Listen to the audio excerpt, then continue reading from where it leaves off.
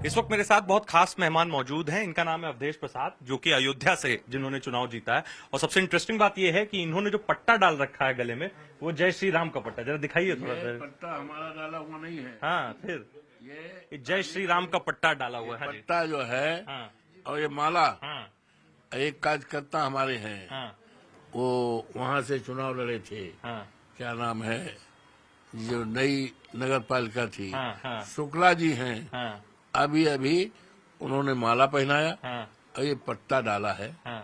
तो ये हमने न रखा है न डाला है, उन्होंने डाला है। ये उनका सम्मान हमने लिया और स्वागत तो किया। आपको खुशी नहीं है पट्टा पहन के? ऐसा है हाँ विचारधारा, हाँ हमारी जो विचारधारा है हाँ वो जग जाहिर है। हाँ इसके बारे में हमें कुछ नहीं कहना है। हाँ। विचारधारा, हमारी जो विचारधारा है, जो हमारी सोच है, हमारी जो मानसिकता है, वो जग जाहिर है। ठीक है। हाँ। ठीक है, लेकिन ऐतराज भी नहीं है पट्टा पहनने से? नहीं, कौन, हमने बता दिया ना हाँ कि किसी ने डाल दिया, गिफ्ट कर दिया, हाँ। तो उसको कैसे कहने को भगा दें। अच्छा। हम तो सबका सम्मान करते हैं ना। और हमारी पार्टी के हैं, शोभा जी कहाँ गए? हाँ हाँ, बुलाओ। हाँ।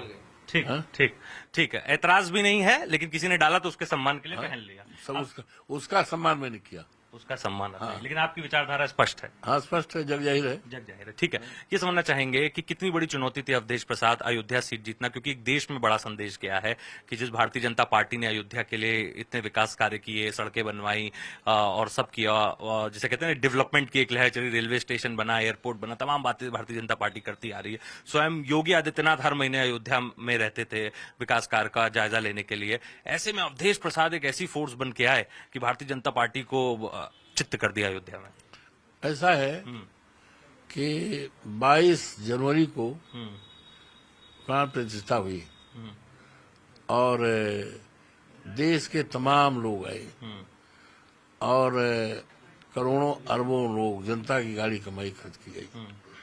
आदरणीय मोदी जी भी आए, वही उसके वो थे मुख्य अतिथि कहिए या जो मुख्य पुजारी या जो भी है। तो और लगातार तब से लगातार चुनाव तक देश के तमाम मुख्यमंत्री, राज्यपाल जो भारतीय जनता पार्टी के थे, वो सब लगातार आते रहे। और यहाँ तक कि हमारे महामहिम राष्ट्रपति जी वो भी गई थी। 22 जनवरी को अगर आई होती प्राण प्रतिष्ठा के समय में, तब तो बात दूसरी थी। अच्छा। लेकिन चुनाव के समय में उनका आना क्या दृष्टिकोण था, हम उस पर कमेंट नहीं कर सकते। हमारी राष्ट्रपति हैं, हम आदर करते हैं। उसके बाद भूतपूर्व राष्ट्रपति वो भी आए चुनाव में, और देश से भारतीय जनता पार्टी ने तमाम फ्री गाड़ियां किया, सरकारी बसें किया और लाखों लाख लोगों को अयोध्या में पहुंचाने का काम किया। ये केवल उनका दृष्टिकोण, उनका मंशा, केवल चुनाव को दृष्टिगत रखते हुए सब काम किया गया। माननीय प्रधानमंत्री जी 2-2, 3-3 बार आए। आदरणीय योगी जी 84 बार गए। और यहाँ तक पर्चा दाखिला में उत्तराखंड के एक मुख्यमंत्री जी आ गए थे। हमने लोगों से कहा, अरे भैया, लोगों ने कहा मुख्यमंत्री आए पर्चा दाखिला, हमने कहा कोई बात नहीं। अरे जब ये अपना लोग विधानसभा नहीं जीत पाए हैं, तो यहाँ लोकसभा जिताने में इनकी क्या भूमिका रहेगी? Nothing to worry, nothing to worry, हमने कह दिया। करता हूँ। एक आपकी क्लिपिंग बड़ी वायरल हो रही है जिसमें अखिलेश यादव आपको बोल रहे थे कि आपको पूर्व विधायक बोल दिया, तो आपने उस पर उनकी आपत्ति से देखा, कह रहे मैं अभी सिटिंग विधायक हूँ। तो उन्होंने बोला इसलिए बोला क्योंकि आप सांसद बनने जा रहे हो। जैसे कहते ना कि उनके मुंह में सरस्वती थी, कि उनकी बात सत्य साबित हुई। It was his confidence, it was his confidence, it was his confidence. और ये उनका कॉन्फिडेंस ही था कि उन्होंने मुझे जनपद अयोध्या की फैजाबाद 54 सीट, जो सामान्य सीट है, जिस सीट पर देश दुनिया की निगाहें थी, आवाज भी देश दुनिया की चर्चाएं हैं, तो उससे 6 महीने पहले हमें उन्होंने बता दिया था कि हमने गुणा भाग लगा दिया है, आप ही चुनाव जीतेंगे, भारतीय जनता पार्टी का कोई भी लड़ेगा तो आप जीतेंगे।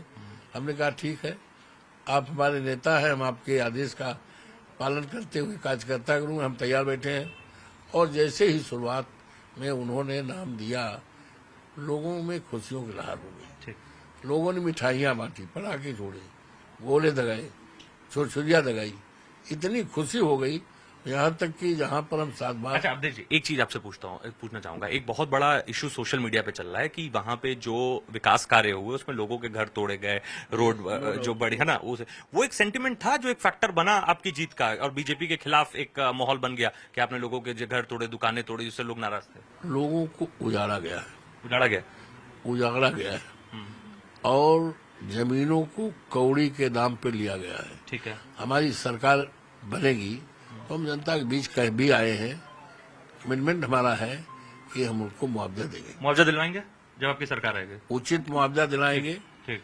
जिस तरह से हमारे नेता अखिलेश जी ने आगरा का वो बनवाया था, तो मुआवजा दिया था। मुआवजा दिया था, कहीं से आवाज नहीं उठी थी। ठीक।